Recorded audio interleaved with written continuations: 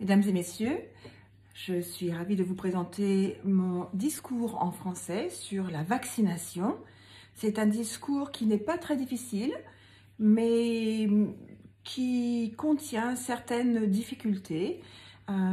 Certaines d'entre elles se résument quelquefois du vocabulaire, mais également à des expressions idiomatiques qui sont assez courantes en français. Donc voilà, je vais commencer maintenant. Mesdames et messieurs, une fois n'est pas coutume, je vais délaisser ma casquette de chargée de cours et à la place, je vais revêtir la casquette de maman que je suis. Comme nombreux parmi vous le savent, je suis maman de jumeaux qui ont maintenant 27 ans. Ce ne sont plus des enfants en bas âge, ce sont des adultes. Alors, je vois déjà que vous commencez à vous impatienter. Quel est le rapport avec le sujet d'aujourd'hui? Eh bien, pour commencer, la question de la vaccination s'est posée, bien évidemment, lorsque mes enfants étaient tout petits. Mes enfants sont nés en Angleterre et à leur naissance, le service de santé m'ont remis ce fameux carnet de santé rouge, comme à tous les enfants ici en Grande-Bretagne. Donc jusque-là, pas de souci particulier. À la page 11 de ce carnet figure la liste des vaccins, comme vous pouvez le voir sur cette page. Et ces vaccins sont obligatoires. Alors tout d'abord, le premier vaccin annonce le vaccin de la diphtérie, du tétanos et de la coqueluche, ainsi que de la polio. Et c'est un vaccin qui se fait à l'âge de 2 mois. Ensuite, il y a un rappel à l'âge de 3 mois, suivi d'un troisième rappel à l'âge de 4 mois. Et puis, les choses se compliquent légèrement avec le fameux vaccin que l'on appelle en anglais MMR. En français, ce vaccin s'appelle le RRO pour ceux qui habitent au Québec ou encore le ROR pour ceux qui habitent en France. C'est un vaccin combiné, trivalent, contre la rougeole, la rubéole et les oreillons. Comme 95% des enfants au Royaume-Uni, mes enfants ont été vaccinés contre le ROR. Pour être précis, c'était le 24 janvier 1994, alors qu'ils avaient 15 mois. Il faut savoir qu'en Grande-Bretagne, les enfants se font vacciner entre 12 et 18 mois. Et là, intervient un facteur qui n'est pas négligeable, puisque pour des raisons personnelles, j'ai dû quitter la Grande-Bretagne et rentrer en France pour une période de 3 ans. À cette époque, mes enfants avaient 18 mois. Évidemment, pour moi, jeune maman, ma priorité était de travailler, bien évidemment, de retrouver une forme d'activité professionnelle. Et qui dit travail, dit bien évidemment trouver un mode de garde pour mes jumeaux. C'est déjà difficile avec un enfant, alors imaginez-vous, pour 2 enfants, eh bien ce n'était pas du tout facile. Je vous passe tous les détails pour en revenir à ce qui nous intéresse et qui est le sujet de ce discours, c'est-à-dire l'arrivée de mes enfants à la crèche. Et qui dit crèche, dit réglementation. Et en France, on s'y connaît pour la réglementation, la paperasse en tout genre. Franchement, je crois qu'on est champion. Mis à part les Français, je crois que les Italiens nous battent, mais on n'est pas loin des Italiens. La première question qui m'a été posée fut évidemment la question des vaccins. Le médecin attitré de la crèche me déclare très formellement que mes 2 garçons devaient avoir un rappel pour le RER. Bien évidemment, j'ai présenté le carnet de vaccins, ce petit carnet de vaccins rouge, j'ai traduit, mais il s'est posé un problème. Il faut savoir que le ROR est un vaccin obligatoire si l'on veut que les enfants puissent aller à la crèche. Alors bien évidemment, vous me connaissez, j'ai essayé d'expliquer que mes enfants ont déjà été vaccinés et que le rappel en Angleterre se fait entre 4 et 5 ans. Et donc, par conséquent, qu'ils n'ont pas besoin de ce rappel à 18 mois, ce qui est assez commun en France. Bref, j'ai eu beau apporter toutes les preuves nécessaires, le carnet de santé rouge, les articles que j'ai pu trouver dans la presse, et oui, bien évidemment, à cette époque, Internet était encore embryonnaire, mais en fait, rien n'y fait.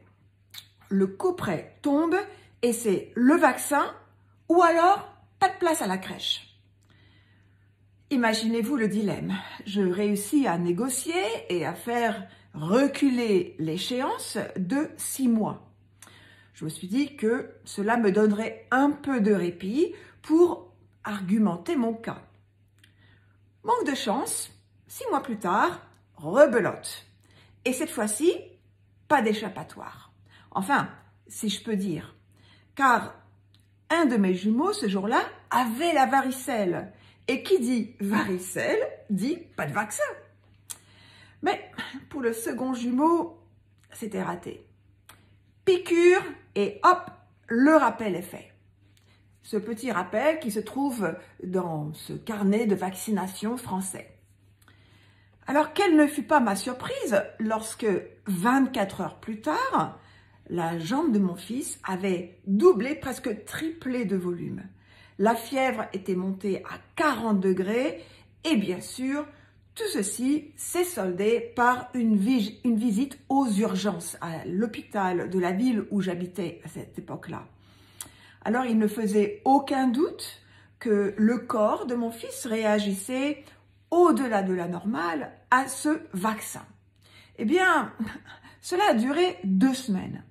Au bout de 2 semaines, petit à petit, tout est rentré dans l'ordre, si je puis dire. Le médecin de la crèche s'est excusé, assez confus. Et moi, j'étais franchement verte de rage. Alors, s'agit-il là d'un simple souvenir d'enfance ou d'un simple souvenir de ma vie de maman à ses tout débuts? Eh bien, non. Quelques années plus tard, mon fils se faisait diagnostiquer autiste dans un hôpital ici à Londres. À cette époque, nous étions rentrés à Londres et mes enfants avaient intégré le système scolaire britannique. Alors, au bout de 3 ans, c'est-à-dire en 1997, c'est là que nous sommes à cette période, eh bien, nous étions déjà rentrés à Londres.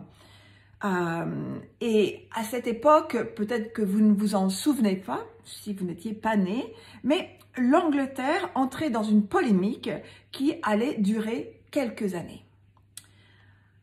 À l'origine de cette polémique, nous trouvons une étude dirigée par le docteur Andrew Wakefield. C'est une étude qui est publiée dans la revue médicale britannique, le Lancet. Cette étude laissait craindre un lien possible entre le fameux vaccin MMR ou ROR en français et l'autisme. Le choc est sans précédent pour la population britannique. C'est la panique à bord qui entraîne une baisse de la triple vaccination. Celle-ci passe de 92% à 78,9% entre 1998 et 2003. Mais le 28 janvier 2010, donc quelques années plus tard quand même, vous imaginez, environ 7 ans plus tard, eh bien enfin, le Conseil général de la médecine en Grande-Bretagne se prononce et le verdict, cette fois-ci, est sans appel. Mais avant que je ne vous donne ce verdict, j'aimerais attirer votre attention sur le fait que cette petite polémique dure une dizaine d'années. Et vous imaginez donc le nombre de familles, le nombre de parents qui ont dû se poser la question, à savoir, est-ce que je dois faire vacciner mon enfant? Et si je le fais vacciner, et s'il est autiste, est-ce que cet autisme est lié à ce vaccin? Et donc, quelque part, moi, maman, je suis coupable, je me sens responsable. Et ceci, je m'en souviens très très bien, en Angleterre, était vraiment une question à fleur de peau. Tout le monde se la posait. C'était quelque chose dont on entendait parler au quotidien.